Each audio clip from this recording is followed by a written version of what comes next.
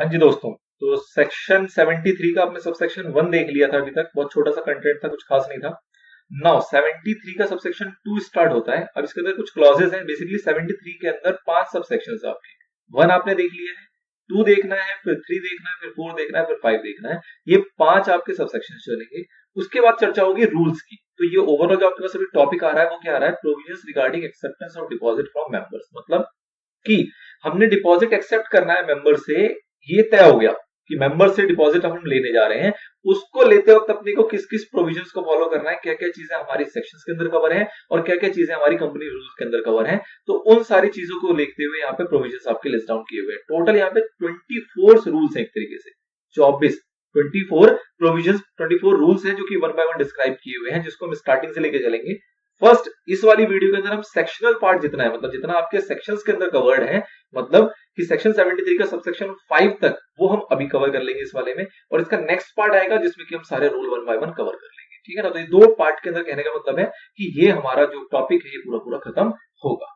चलिए, तो बात करते हैं सबसे पहले कि कह रहा है क्या कि कोई भी कंपनी जिसको कि एक्सेप्ट करना है या फिर डिपॉजिट को रिन्यू करना है फ्रॉम मेंबर्स, ये कंफर्म हो गया, फ्रॉम मेंबर्स, पब्लिक की बात नहीं हो रही है, तो उनको ये सारे प्रोविजंस को फॉलो करने होते हैं, इनको कंप्लाई करना जरूरी है। सबसे पहला आता है सेक्शन 73 का सबसेक्शन 2।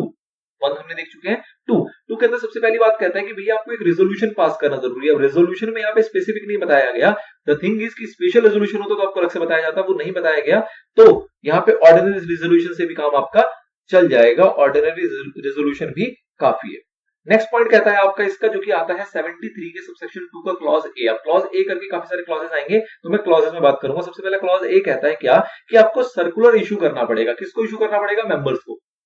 और उसके अंदर स्टेटमेंट होना जरूरी है। सर्कुलर का बेसिकली मतलब क्या हुआ? एक तरीके से इन्विटेशन दे रहे हैं हम, इन्विटेशन दे रहे हैं मेंबर्स को कि जी हमें डिपॉजिट चाहिए, हम आपसे एक्सेप्ट करने को राजी हैं। जो भी उसकी कंटेंट है, जितनी भी सारी बातें, जितनी आपको डिपॉजिट की रिक्वायरमेंट वगैरह वगैरह, वो सारी चीजें आप इशू करोगे। किसको? मेंबर को इशू करोगे। और उसके साथ साथ आपको एक स्टेटमेंट अटैच करना है। स्टेटमेंट एक अटैच करना है। उस स्टेटमेंट के अंदर आपको बतानी है अपनी कंपनी की फाइनेंशियल पोजीशन, कि क्या फाइनेंशियल पोजीशन है आपकी कंपनी की, क्या कंपनी का क्रेडिट रेटिंग। अब क्रेडिट रेटिंग, क्रेडिट स्कोर जो होता है ना, वो निकाला जाता है, तो वो भी आपको बताना पड़ेगा। उसके अंदर कितने आपके पास ऑलरेडी डिपॉजिटर हैं और कितना उनका अमाउंट ऑलरेडी ड्यू है। जो पुराने आपने डिपॉजिट वगैरह लिए होंगे उसके अकॉर्डिंग कितना आपके पास ऐसा अमाउंट है जो कि अभी तक ड्यू है, जिसकी रिपेमेंट नहीं हुई है, और कितने नंबर ऑफ डिपॉजिटर्स हैं। और भी कुछ और पर्टिकुलर्स जो होंगे, वो सारी इंफॉर्मेशन आपको प्रिस्क्राइब मैनर में अटैच करके सर्कुलर के साथ भेजनी होती है। किसको? मेंबर्स को।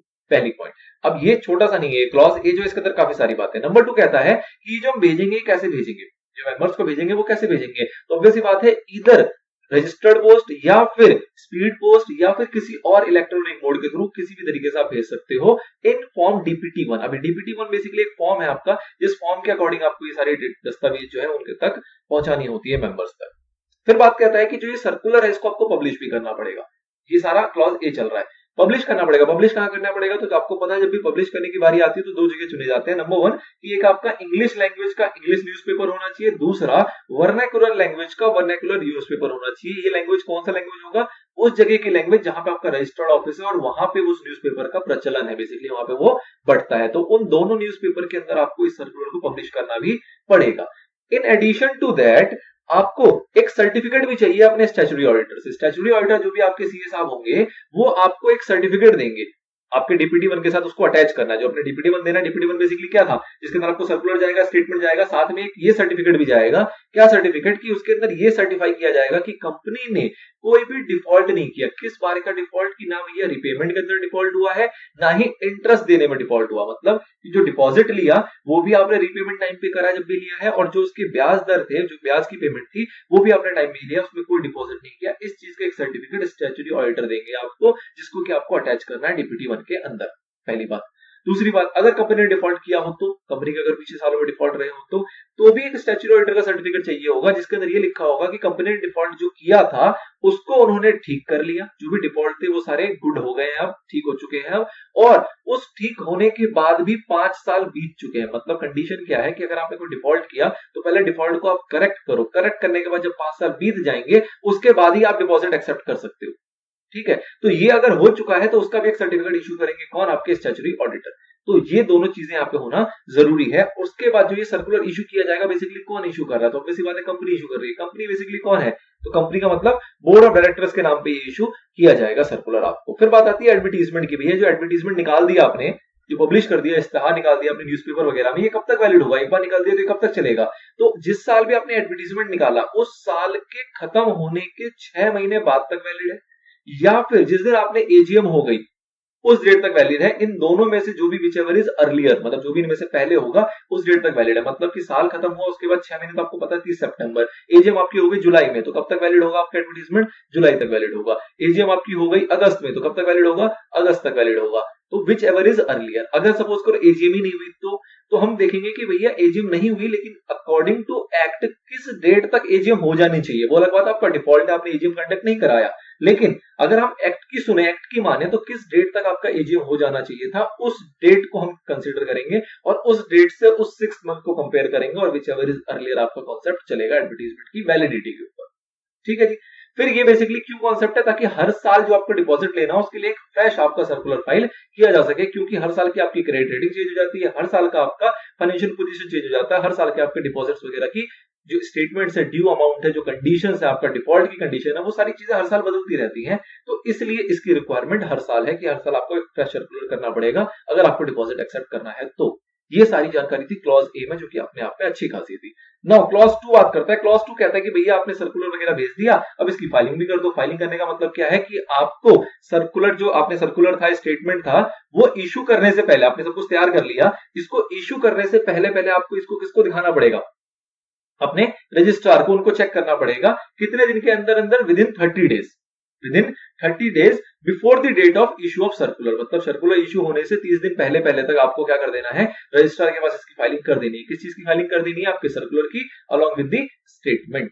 नाउ अगला पॉइंट आता है आपका, जो कि क्लॉज सी के अंदर कवर होता है। वो कहता है आपको डिपॉजिट रीपेमेंट रिजर्व एक बनाने की आवश्यकता है। अब ये क्या कॉन्सेप्ट है? तो आप ध्यान दो, आपने डीआरआर टाइप की चीजें पढ़ी है पीछे, डिवेंचर रिडेम्पशन रिजर्व टाइप की चीजें पढ़ी है, तो कुछ कुछ उससे रिलेटेड है, थोड़ा सा डिफरेंट है। जरा समझो इसको क्या कह रहा है। ये कह रहा है कि सपोज करते हैं हम 2020-21 का एक साल चल रहा है और 21-22 में मेरे को कोई ऐसे डिपॉजिट है जो कि मैच्योर होने वाले हैं, मतलब उसकी मेरे को पेमेंट करनी है। तो जितना भी 20-21 के अंदर डिपॉजिट मैच्योर होगा उसका 20% आपको 31 अप्रैल 2020 की डेट पे डिपॉजिट कर देना है एक सेपरेट अकाउंट के अंदर। मतलब फॉलोइंग ईयर के अंदर जितने भी मेरे डिपॉजिट मैच्योर होने वाले हैं अगले साल फॉलोइंग ईयर में, उसको आपको इस साल के 30 अप्रैल में, हर साल के 30 अप्रैल में आपको उसका 20% जितना मैच्योर होने वाला उसका 20% एक सेपरेट बैंक अकाउंट के अंदर आपको डाल देना है, किसी भी शेड्यूल बैंक के अंदर, जिसको हम डिपॉजिट कहते हैं। ठीक है। फिर बाद में इसको रूल 3 के थ्रू आपको और क्लैरिफाई किया जाता है कि भैया ये जो 20% है, देयर इज मिनिमम, मतलब कि पूरे साल ये 20% ही रहना चाहिए। ऐसा नहीं कि 20% आपने डाल दिया बाद में उसको पैसे को निकाल लो ना, ये पूरे साल मेंटेन रहेगा 20%। इसको सिर्फ यूज किया जा सकता है कहां पे?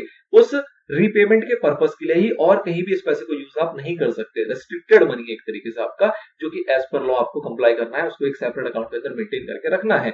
मिनिमम 20%, आप ज्यादा करना चाहो आप ज्यादा भी कर सकते हो, पर मिनिमम रिक्वायरमेंट आपको जो लॉ बताता है वो बताता है 20% की। This is clause number 3। Now आपने एक देखा भी सर्टिफिकेशन हुआ डिफॉल्ट को, जिसको किसने दिया? कंपनी ऑडिटर ने दिया। ठीक है। अब एक कहती है कि भैया कंपनी खुद भी सर्टिफाई करेगी अपनी हालत को, कंपनी भी सर्टिफाई करके बताएगी कि उसने कोई भी डिफॉल्ट नहीं किया है। किस टाइप का डिफॉल्ट? मतलब किसी भी पेमेंट का, इंटरेस्ट का, किसी भी चीज का कोई डिफॉल्ट नहीं कर रखा रिलेटेड टू डिपॉजिट ऑब्वियसली। और अगर कोई डिफॉल्ट किया है तो अगेन वही डिफॉल्ट को वो ठीक कर चुके हैं, और ठीक करने के बाद 5 साल बीत चुके हैं, उसके बाद वो डिपॉजिट मांगने जा रहे हैं। तो इस चीज की सर्टिफिकेशन किसको देनी है? कंपनी को भी देनी है। ऊपर आ गया किसने दी है? कंपनी ऑडिटर ने, बट कंपनी भी जिम्मेवार है इस चीज को सर्टिफाई करने के लिए। ये आपका कवर होता है क्लॉज नंबर ई के अंदर। अब आप ऊपर देखोगे क्लॉज नंबर डी आया, नीचे देखोगे क्लॉज नंबर सी आया ऊपर 4th पॉइंट में। 5th पॉइंट में आपका क्लॉज नंबर ई आया, बीच में गायब है क्लॉज नंबर डी। वो डी बेसिकली गायब क्या है? उसको ओमिट कर दिया गया है 15 अगस्त 2018 की डेट पे, तो वो फिलहाल अब एग्जिस्ट नहीं करता क्लॉज, इसलिए उसकी यहाँ पे नंबरिंग नहीं है। नाउ अगला पॉइंट आता है provision of security. Provision of security का बेसिकली मतलब क्या है कि जो ये हम डिपॉजिट इशू कर रहे हैं, डिपॉजिट जो मंगवा रहे हैं मेंबर से, उस डिपॉजिट को क्या हम सिक्योर कर सकते हैं? मतलब सिक्योर डिपॉजिट इशू कर सकते हैं? तो ऑब्वियसली कर सकते हो, ये तो भैया आपके ऊपर है। आप चाहते हो कि आपका डिपॉजिट जो है वो सिक्योर्ड रहे, तो डिपॉजिटर क्या होंगे? वो भी सिक्योर्ड होंगे, वो भी आपसे खुश रहेंगे कि भैया इन्होंने हमारे डिपॉजिट को सिक्योर कर रखा है। तो ये कंपनी के ऊपर है। कंपल्सरी नहीं है कि आप डिपॉजिट सारे सिक्योर्ड इशू करो, अनसिक्योर्ड भी कर सकते हो, दोनों में से दोनों फॉर्म आपको अलाउड है। बट कंपनी चाहे तो उसको सिक्योर्ड भी कर सकती है, और अगर सिक्योर्ड करेगी तो क्रिएशन ऑफ चार्ज का एक कॉन्सेप्ट आता है।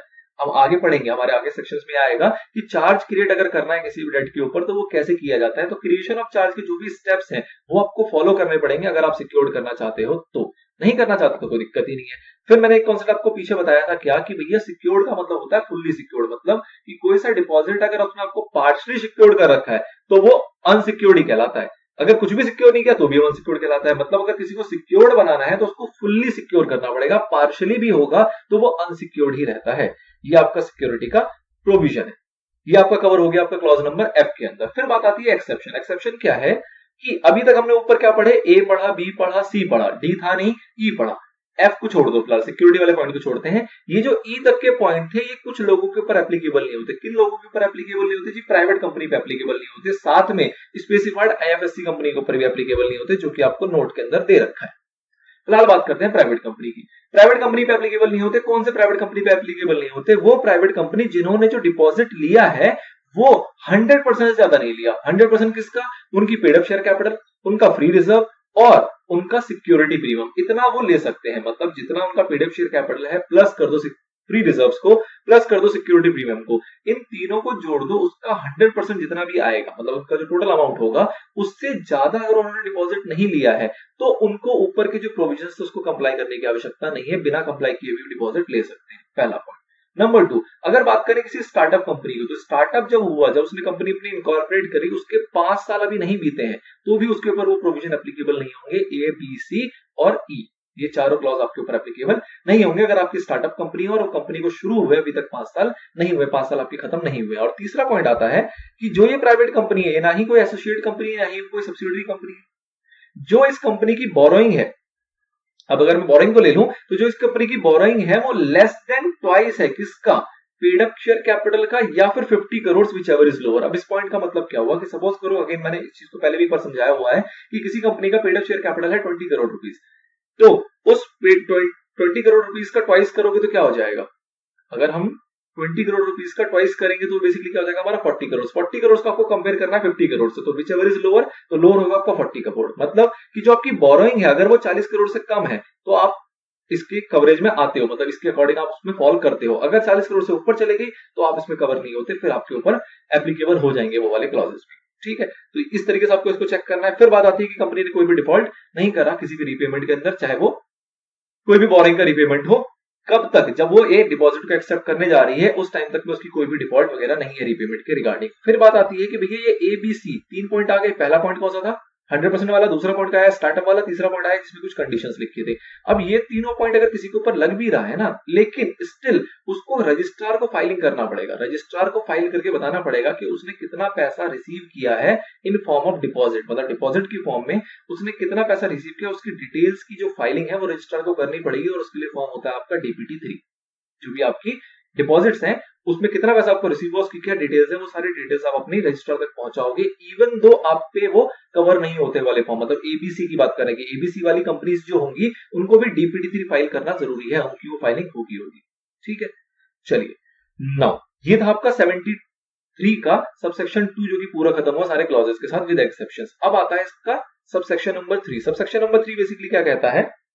सबसेक्शन नंबर 3 बात करता है रीपेमेंट ऑफ डिपॉजिट की, कि भैया रीपेमेंट जो होगी वो कैसे की जाएगी। तो ऑब्वियसली बात है रीपेमेंट कैसे की जाएगी, जैसे आपकी टर्म्स एंड कंडीशन होगा। मतलब जब आपने डिपॉजिट लिया तब जो टर्म्स एंड कंडीशन रखे थे उस टर्म्स एंड कंडीशन के अकॉर्डिंग आपकी रीपेमेंट की जाएगी, नथिंग एल्स। तो सबसेक्शन 3 बहुत इजी है। ये स्पेसिफाइड आईएफएससी कंपनी है वो सेम टू सेम है जो एक्सेप्शन हमने पढ़ा है प्राइवेट कंपनी के केस में, तो सेम चल रहा है, आप रीड मारोगे समझ में आ जाएगा।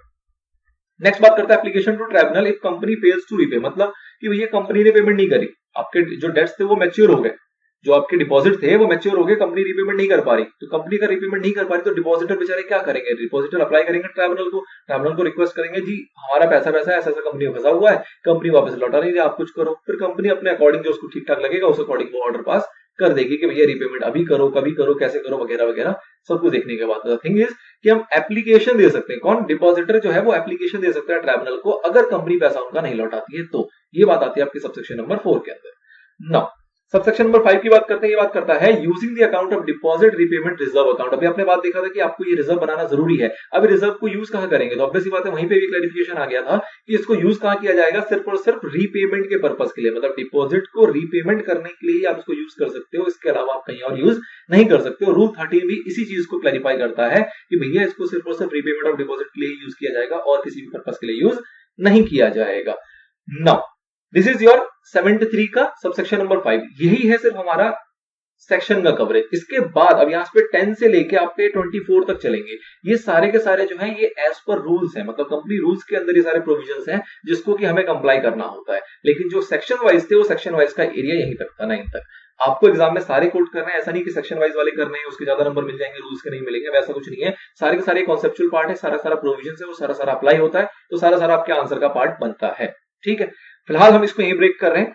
जो रूल्स वाला पार्ट है उसको सेपरेटली लेके चलेंगे नेक्स्ट वाले वीडियो के अंदर। इसी की कंटिन्यूएशन में एक ही आंसर चल रहा है, ऐसा नहीं कि दो अलग आंसर है, तो उसके माइंड में लेके कोई कंफ्यूजन क्रिएट नहीं करना। दो अलग चीज है, एक ही चीज है, बट हम दो बस पार्ट बना रहे एक तरीके से वीडियो के लिए।